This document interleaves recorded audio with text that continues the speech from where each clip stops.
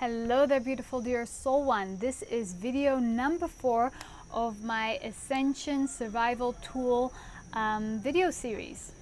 So in this video we're going to talk about making our home a safe haven and the importance of that.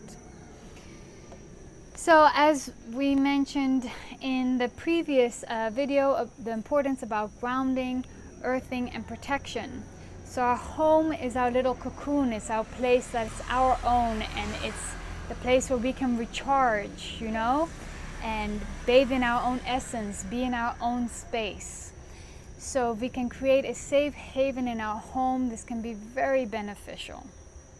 And sometimes that's hard to do, especially if you're living in an apartment building in the middle of the city, or if you have loud neighbors, or if you live right next to a internet cafe. So yes, this can be sometimes a bit tricky to do, but very beneficial. Ways we can make our home a safe haven is energetically clearing our home.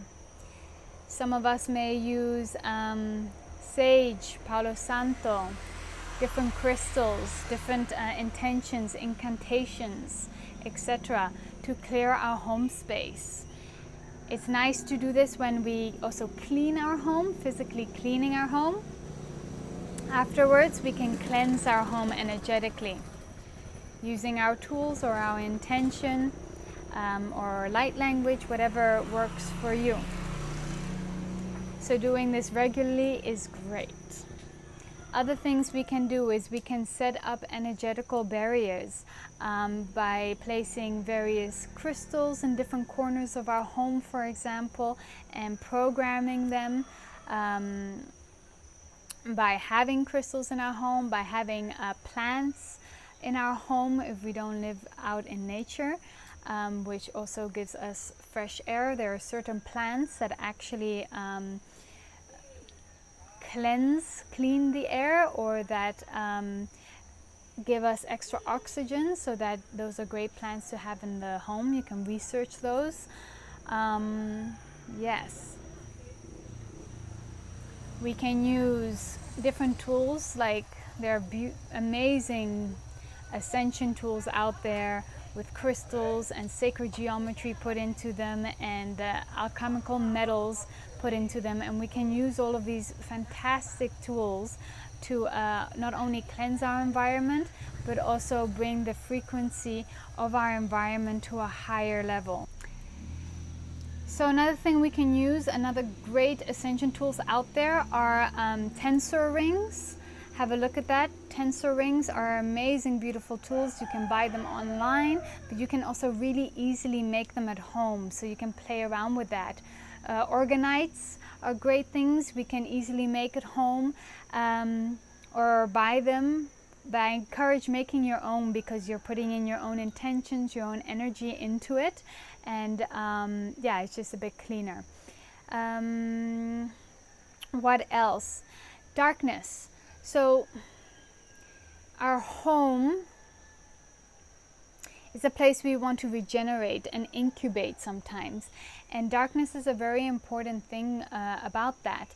When we're out in the world, we are constantly just getting an overload of information and stimulation. There's lights, noise, people, things going on, and when we can go into full darkness and we don't even see anything, we're bringing all our senses inwards, and it's very restorative for us, and it actually helps us produce more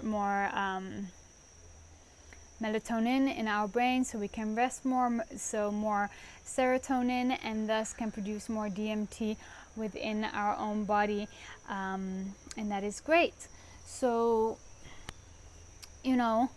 having our lights and electronics off when we sleep, making it dark at night so we can rest more, and our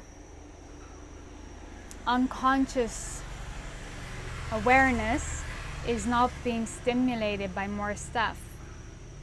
Having less stuff around us can also be really nice, having a cleansed or a clean room or a space can also be very beneficial. And I really recommend dark room retreats, which I have extensively played around with and built my own, and they are so healing and regenerating. So if you can have one of those in your home, or if you want to go out and do one of those, I really highly recommend it. What else about making our home a safe haven? Sometimes we're living with other people, whether it is our lovers, our whole family, or our roommate. So being aware of that, and perhaps having good communication when you need alone time or want alone time, so you can actually regenerate when you come home. An idea for that is having silent malas, for example. You can wear a mala when you're just in your own zone, and you can wear the mala and it's like, oh, this is my silent time, my silent mala. Please don't disturb me when I'm wearing these malas, or write me a letter and check in with me if I want to be, you know, active. But when I'm wearing my mala, it's me alone time, for example, right? Because it's really just important for us to have a space that is our own. And especially as healers, as empaths, we feel other people's energies. And a lot of us, you know, may never want to live with others because it's too much, sensing other people's energies. So yeah, just being mindful when we are living with other people. Maybe we can make a schedule that once a week each person has a whole day at the home for themselves, so they have their own space to do whatever they want, or have certain times that they can have the home to themselves. All right, I think that is all for this video. Thank you for tuning in, and perhaps see you in the next video. Much love. Bye.